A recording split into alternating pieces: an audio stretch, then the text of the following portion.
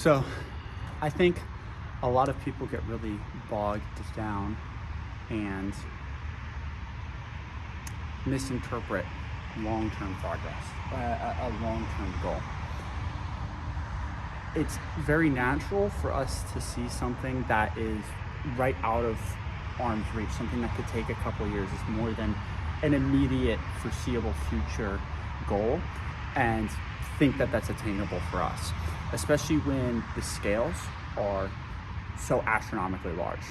Like, for example, if I were to take any sort of strength goal, let's take a 315 bench, and I were to tell somebody with a 120 bench or whatever that they have the potential to bench 315, it might seem impossible to them. It probably will seem impossible to them because it's such an astronomically large amount of weight compared to what they're used to that it seems impossible.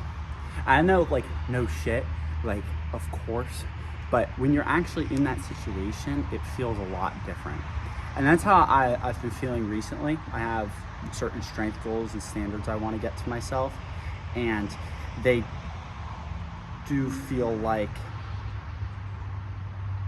they're not even that crazy of goals, but just being in the actual process itself and it taking so long and not having that immediate gratification, that immediate, like, oh my gosh, I'm just so good at this, it's frustrating. And I think that's what gets to a lot of people, is they don't see that progress. Like, I was feeling really bummed out about myself, and I went in today. I just got back from the gym. It's over there, you can see it.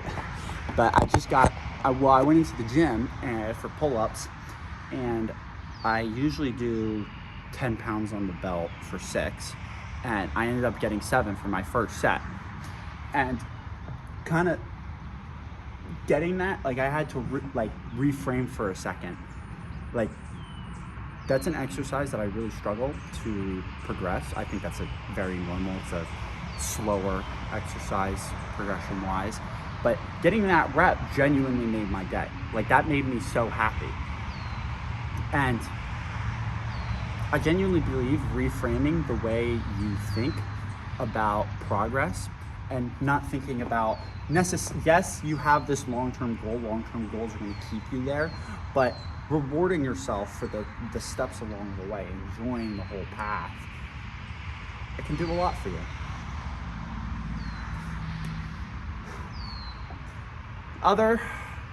Anyways, bulking progress. Well, I started bulking since my last video. I had all these strength goals and I had this plan, and I'm going to eat 4,000 calories a day. I modified that a little bit. I'm eating 3,800 now, not the full 4,000. I'm gaining weight just fine. I ended my cut at around 195, but I was 189, but even in my so-called cutting phase, I had gained 5 pounds, whatever that is, diet changes. I wasn't the best at it, like, I wasn't logging everything correctly, and so I could have done a better job there, hence the 5 pounds re-added. But since actually allowing myself to go into a caloric surplus again, I'm currently at 205. I've been bulking for 2.5 weeks, and that I know that's a lot, but I'm pretty sure it's mostly, I weighed myself again. Well, I weighed myself just now. I was more like at 200, which makes more sense. So maybe I was just a little extra bloated when I weighed myself. That makes sense. Strength-wise, I'm still kind of ramping up with the 5-3-1 programming. So the way that works is every single training cycle, I add 10 pounds to, like, my training max so that the weights get heavier and heavier. So I'm still kind of, like, ramping up in that sense, but I have added 10 pounds to my bench press, which is 235. I don't know how much weight I've added to my squat. I would have to check my original video, but I would think it's something like 30 pounds. But I'm also relatively new to squatting, so that's not a surprise. I think I could have done anything. And my overhead press is the exercise that has improved the most from 5-3-1. I added like 15 pounds to my overhead press, which is absolutely crazy. That's like 10% of my overhead press. But once again, I'm relatively new to the exercise, so I'm not too surprised. I don't really attribute it to 5-3-1. The real test is going to be my bench press to see where that goes, because that's an exercise that I do a lot.